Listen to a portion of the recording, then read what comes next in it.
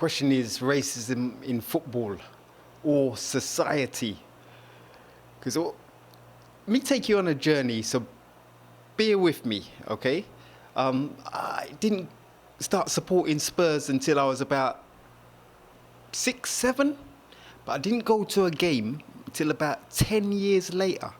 1982 League Cup final against the from up north, and my dad took me.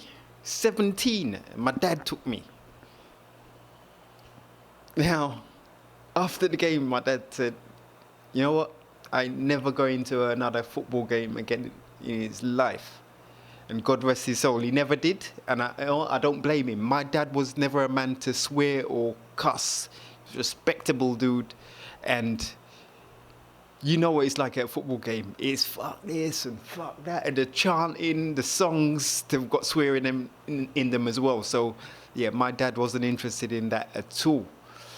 And, boy, honestly, a lot of my black friends, they weren't really into football, and the ones that weren't really interested in going to a game. You know why? It wasn't just the racism back in those days, but it was also the hooliganism. Now, the football game, like from my perspective, it was mostly white people fighting white people. So who the hell am I? Let's go to a game, and after the game or in the game, there's a lot of white people. And these white people, well, a lot of them were skinheads. And skinheads, back in those days, they didn't like people like me too much, you know? So, if I go to a football game and there's a lot of skinheads fighting each other and they see me, how you doing? They're going to want to kill me. So that's one of the reasons why I didn't go. And like when I used to talk to my black friends about it, they was like, "What, you going to a football game? Are you mad?" So yeah, I didn't go till I was 17 with my dad. That's coming from my perspective in football. And Tottenham, the thing about Tottenham is we weren't really like a racist club at all. In that league final, we had Crooks, Houghton, and two famous Argentinians, you know. So we was always like a multicultural team. Liverpool, who was playing, were majority English or Irish, white side, you know. Back in those days, yeah, I remember it used to be like your West Hams, your Millwalls. Now Chelsea seems to be taking over that banner there, but yeah, man, it wasn't too friendly for us. So like, yeah, I lived in a place called Stamford Hill, which was like about halfway in between Arsenal and Tottenham. I lived there most of my life, and then I moved to Bruce Grove, which is like Tottenham. Lived there for about 6 years. And Bruce Grove is like you get a lot of black people in Tottenham. Then I moved to a place called Dagenham, which is just on the outskirts of London. And that is, from what I heard, that was like I hear either the National Front or the BNP had their headquarters in Dagenham. That's what I hear, but like Dagenham was considered like a racist area. And I remember when I moved in there, like I had like one of my neighbours were old white couple, and the other house was, I believe it was empty. There was no one living there at the time. But yeah, I remember when I used to come in, like I'd see they was looking at me through the curtains, and like I'd wave, "Hi, how you doing?" And the curtains would just no wave back. It just, and that got me thinking, you know, because I just wondered, as I'm doing this video, I'm thinking, why are the curtains going like that? I'm just thinking about this now, after all this time. That's probably about like 20 years ago or so. Slaves, man, and slavery. I know it's an old debated story. But do you know that there was like guidebooks for like not just plantation owning slaves, but like from the Roman days on how to control slaves, and there was one for plantation owners as well. And they were meant to instill in us, in black people, to hate each other and to have trust and believe in white people. What I'm thinking is the slave or plantation owners' children or their grandchildren and their great-grands, what would they have thought about us? You know? If we were meant to hate each other, what would their children taught? They must have been taught to hate us too. You know? Because like I was taught to believe that my black brother man was either a killer, a robber, or a rapist, you know? Psychologically, to hate my brother man.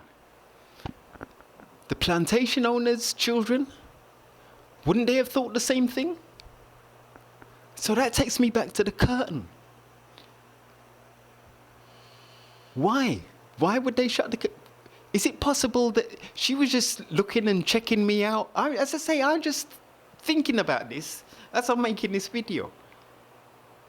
If she has no trust in me at all, she thinks I'm either a killer, a robber, or a rapist. She could be looking, seeing if I'm doing something wrong, checking on me every day. I don't know. I'm just clutching at straws here. But is it a society thing? I mean, I've got another site called KBTV where I recently made a video called Am I Racist? And what that was about, a few months ago, there was a BBC journalist called Danny Baker who lost his job. And to cut a long story short, I put up a post and I asked a question because I was shocked with Danny Baker. I couldn't understand why he would do something like that. Are some white people ignorant or racist? And I put up the picture of what he posted. And what fascinated me was the comments I received back. Like the comments from black people or people of color were more disgusted with what Danny Baker had posted. But the comments from the white people were more disgusted with my question, which again got me thinking, does racism affect people in different ways? Like when as I said in that video, when I was a kid, imagine, take yourself back to like when you're 10 years old and you're watching a boxing match.